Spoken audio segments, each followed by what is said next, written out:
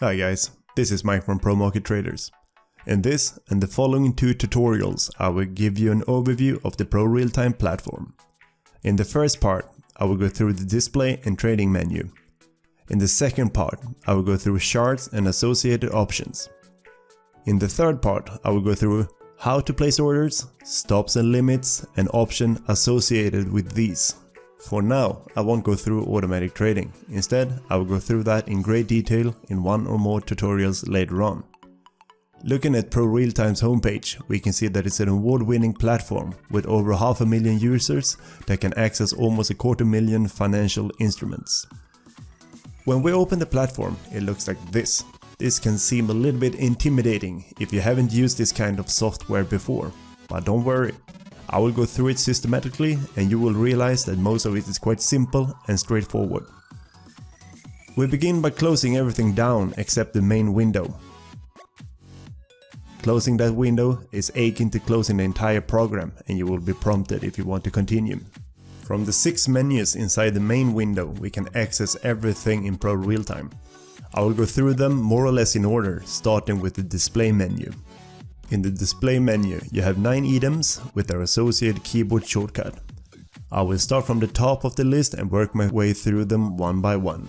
We start with list. This window contains a list of popular markets. You can easily change this in the drop-down menu. You can modify a given list or you can add it to your favorite by clicking on the star. This moves the particular market to the top of the list. You can also use this menu to create your own list containing only the markets you are interested in. For now, we will look at the popular market list. To open a market on a given list, just click on the name and you will get the visual representation of it in a new window. If you click on another market, it will open the market in the same window. If you want to open a second window with either the same market or another market, just press on the small icon that looks like a small chart with a plus on it. You can also right click on the chart and choose duplicate chart. You have 2 additional ways to change market. You can either drag and drop the name from the list menu to the chart like this, or you can click on the top left corner and search for the specific market, for example Facebook. The red and green arrow allows you to place orders in that market, but that's a topic for a later tutorial. Next on the menu is advanced search, and this is exactly what it sounds like. Now we have reached the 3 scanning tools available in ProRealTime. If you are unsure how indicator works or what things like support or breakout mean, I will go through that in more detail in other tutorials. For now I will just give you a brief overview of the scanning tool so you know what is possible. We start with Pro Screener, where we find an easy to use tool that can scan entire market for specific criteria such as indicators. We have a few pre-selected options in the drop-down menu and I will for the sake of this tutorial demonstrate one of them, called Bullish MA Crossing. Click on the wrench icon and you will find a description. Basically, it looks for a market where the 20-day moving average crosses the 50-day moving average. More on these indicators in a later tutorial. We can also choose the time period and the market we want to scan here, in arguably the worst menu ever created by mortal hands. In any case, we can easily create our own search criterion, so feel free to explore these options when you know more what you are looking for. Press Execute Pro Screener and you will get a list displaying the markets that fit the chosen criteria. We can verify the correctness by opening one of them and add a 20 days moving average and a 50-day moving average. If the screener is correct, we shall find that the 20-day moving average recently crossed over the 50-day moving average, and indeed it has. Let's get back to the display menu again. The second scanning tool is Top Movers. The Top Movers tools let you quickly find the top 50 securities in a market of your choice.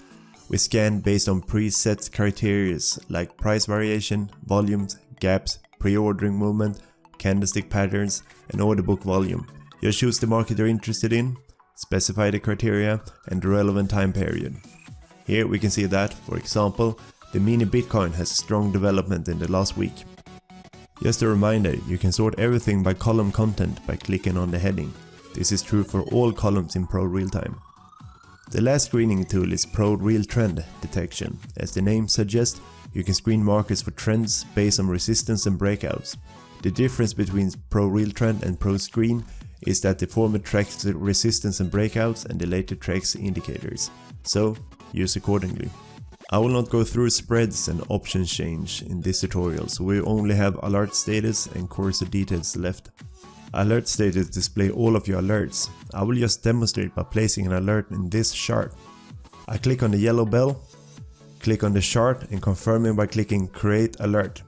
As you can see, the alert shows up in the alert status window. If I delete the alert in the chart, it disappears from both the chart and the alert status window. Finally, we have cursor details. This window gives us the same information as we get if we hover the cursor over, for example, a candlestick.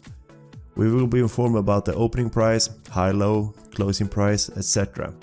from each time period on the chart.